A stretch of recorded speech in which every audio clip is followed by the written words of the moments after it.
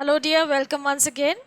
Now we are on to the fifth point कि हमारे constitution के क्या फीचर्स हैं। उसमें जो एक बड़ा इंपॉर्टेंट फीचर्स है कि India is a welfare state. हमने इंडिया को अपने कॉन्स्टिट्यूशन में डिक्लेयर किया है कि it's a welfare state. Welfare state क्या होती है कि जो कि अपने सिटीजन्स के वेलफेयर के लिए काम करती है। जैसे कि आपके हमारी कंट्री में बहुत सारे ऐसे लोग हैं which are below the poverty line, तो गवर्नमेंट उनको फैसिलिटी देती है। Even if they don't have money, उनको उनके बच्चों को फ्री एजुकेशन दी जाती है।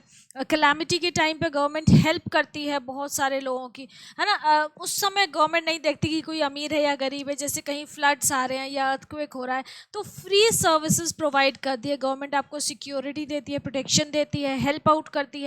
तो ये सारी जो चीज़ें हैं ये क्यों हो रही हैं? क्योंकि हमारी जो गवर्नमेंट है, हमारी जो कंट्री है, it is considered a welfare state. हमारे जो फोर फादर्स थे, जो मेकर्स थे, जो law makers of the constitution थे, उन्होंने हमारी कंट्री को वेलफेयर स्टेट की तरह डिक्लेयर किया कि ऐसे हम फ्यूचर में उसको ट्रीट करेंगे। अभी देखो कोविड की सिचुएशन में गवर्नमेंट ने जो बीपीएल लोग थे, बिलो पॉवर्टी लाइन थे, उनको हर चीज़ फ्री दी। खाना, पानी, उनकी इलेक्ट्रिसिटी फ्री कर दी थी, उनको फूड स्टफ्स बहुत फ्री मिल रहे थे, मेडिसिन मिल रही थी। और अभी कोविड की जो वैक्सीन लगवाई गवर्नमेंट ने वो फ्री ऑफ कॉस्ट लगी। और जो गवर्नमेंट हॉस्पिटल्स होते हैं उनमें वैसे भी जो बच्चों की और मदर की जो वैक्सीनेशन होती है, तो चाइल्ड मदर इम्यूनिटी वाला जो केयर का प्रोग्राम है, that is also absolutely free. तो ये सब शो करता है कि हमारी गवर्नमेंट एक वेलफेयर स्टेट है, लोगों की भलाई के लिए काम करती है। So the Indian Constitution has laid down several directive principles of state policy with the main aim of guiding the government to strive more and more for the welfare of people.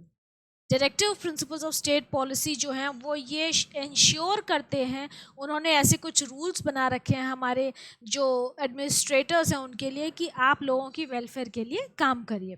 In as a welfare major ये आप देख रहे हो mid day meal का system जो schools में चलता है, गवर्नमेंट स्कूल्स में, प्राइमरी स्कूल्स में, ताकि बच्चे वहाँ पे आके खाना खा सकें। और उस खाने की वजह से, क्योंकि गरीबी बहुत है हमारी कंट्री में, तो बच्चे पढ़ने भी आते हैं। Then, in the words of L.G. Khedekar, the directive principles are ideals towards the attainment of which the government will endeavor. L.G. Khedekar जो हैं ये काफ़ी फेमस एक पॉलिटी मेकर है, एडमिनिस्ट्रेटर हैं। तो इन्होंने ये कहा है कि डायरेक्टिव प्रिंसिपल्स जो हैं ये हमारी गवर्नमेंट का एटीट्यूड शो करते हैं कि गवर्नमेंट क्या करने वाली है या उसका एटीट्यूड क्या है अपनी जनरल पब्लिक की तरफ। The government's main responsibility is not only to save the citizens from internal dangers and external invasions, but also to look to their general welfare. मतलब ऐसा नहीं है कि आपने गवर्नमेंट बना ली तो आप सिर्फ सिक्योरिटी मेजर्स देखोगे कि हमारी दूसरी कंट्री कोई अटैक ना करे, अटैक करे तो हमें प्रोटेक्ट करना है। ये अंदर इंटरनल स्ट्राइफ्स हो रही हैं, लड़ाई झगड़े मारपीट हो रही है, उसको कंट्रोल करना नहीं है, आपको जनरल वेलफेयर भी देखनी है।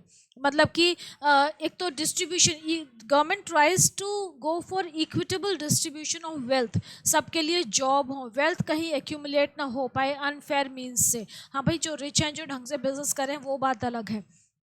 Then educate means of livelihoods to all its citizens, है ना, एजुकेशन को प्रमोट करती है। Encourage equitable distribution of wealth, prevent concentration of wealth in a few hands, जो कि हम करप्शन कहते हैं, उसको प्रिवेंट करती है।